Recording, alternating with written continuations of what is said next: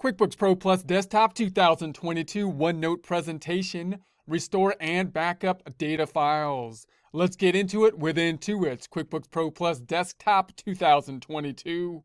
If you have access to OneNote, would like to follow along, we're in the icon left-hand side, Topic Introductions 6010, Restore and Backup Data Files. Also note, take a look at the Immersive Reader tool. Topic Introductions also in the text area with the same name, same number, but with transcripts. Transcripts that can be translated into multiple languages, either listened to or read in them. We also have the same name and number as the presentations. The topic introductions designed to give an introduction to the topic, provide screenshots, links where applicable, and accounting background to complement the presentations. Screenshots also being able to be used to follow along with the presentations if you don't have access to the QuickBooks software at that time. Closing the icon on the left-hand side, we're looking at the restore and backup data files. First screenshot showing then the software we're going to be opening up and the two locations that we're going to be putting these files, noting that you want to keep these things distinct in that this is the icon for the software. The data files and the backup files will be distinct files in and of themselves, which you'd like to be able to track when you're restoring these items onto your desktop, or not onto the desktop possibly, or into a file. You want to know where they are located.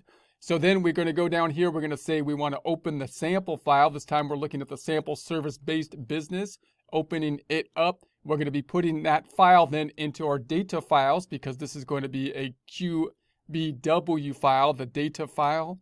And then when we go into there, it looks something like this. So here's the data file versus the actual software. Note that you want to put that into a folder because you got all this other junk that kind of comes along with it. So if you just put it on your desktop, you're going to get a lot of junk on your desktop. So put it into its own folder would be the best practice, I would say.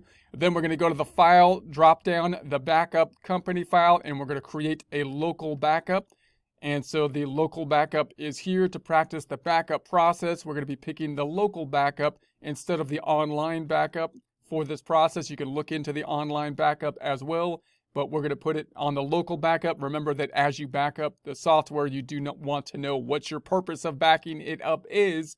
And if it's to just back up the data, then you want it on a separate drive than the drive that you are using for your data file in case the whole computer crashes. You want the backup somewhere else.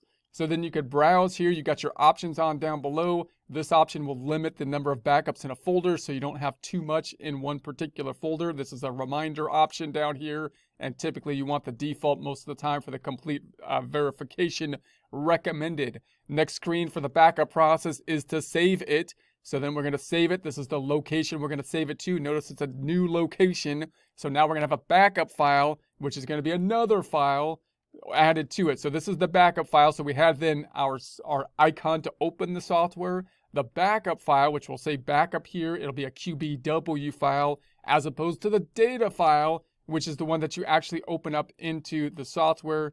And so here is a look at the other file as well. So they look similar, the backup file and the data file, but you want to keep them distinct in your mind as well. So then we're going to go and restore the backup file now. So file drop down, and now we're going to restore the backup file. If you are opening up a backup file, you can't just double click on it. You got to restore the backup file to unzip it. So now we're going to go through the restore a backup file to practice the restoration process. We need to locate the backup, which we know where it's at. Remember, this is part of the problem. You got to make sure that you know where the backup is, where the restored folder is.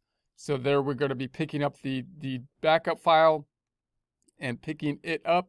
And then we're going to restore it. Now, when you restore it, you're going to also have another location when you restore it, because when you restore the backup file, you're not just opening up the backup file, you're restoring it and putting another file somewhere else, which will be the actual data file.